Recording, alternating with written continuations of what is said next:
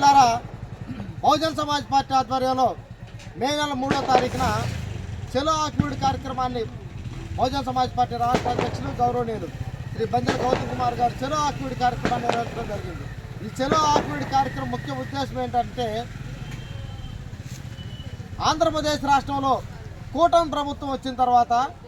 క్రైస్తవుల్ని ముస్లింలను టార్గెట్ చేసి మసీదులపైన చర్చిలపైన దాడులు చేయటం, చర్చిలకు వెళ్ళే ఎస్సీలను వీళ్ళు ఎస్సీలు కాదని చెప్పేసి వాళ్ళకి నోటీసులు ఇవ్వటం, చర్చిలకు పర్మిషన్ లేదని నోటీసులు ఇప్పించి ఆ చర్చిలు కొట్టడంలో ప్రధాన పాత్ర పోషిస్తున్న బ్యాంకుల దొంగ 3000 కోట్ల బ్యాంకులు ఎగనామం పెట్టి దర్జాగా బయట తిరుగుతున్న 12 నాన్ బెయిలబుల్ కేసుల్లో బయట తిరుగుతున్న ఒక లుచ్చా రఘురామకృష్ణరాజు అనే ఒక లుచ్చాగాడికి ఈరోజు ఈ ప్రభుత్వం చంద్రబాబు నాయుడు, జగన్మోహన్ రెడ్డి, అలాగే పవన్ కళ్యాణ్లు, బీజేపీ ఈ అన్ని ప్రభుత్వాలు అన్ని రాజకీయ నాయకులు అందరూ నాయకులు ఆ రఘురామకృష్ణరాజు అనే ఒక లుచ్చా యాదవ్కి కొమ్ముగాయటం చాలా దుర్మార్గమైన చర్యగా బహుజన్ సమాజ్ పార్టీ మేము భావిస్తూ ఉన్నాం. దీనికి నిరసనగా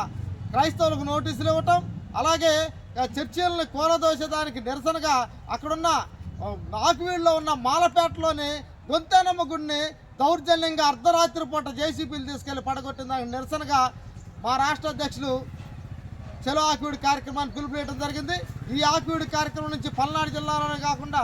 ఈ వినుకొండ నియోజకవర్గంలోని వందలాది మంది కార్యకర్తలు తరలి వచ్చి ఈ కార్యక్రమాన్ని జయప్రదం చేయాల్సిందిగా తెలియజేస్తున్నాను. మిత్రులారా, ఈ కూటమి ప్రభుత్వం పతనం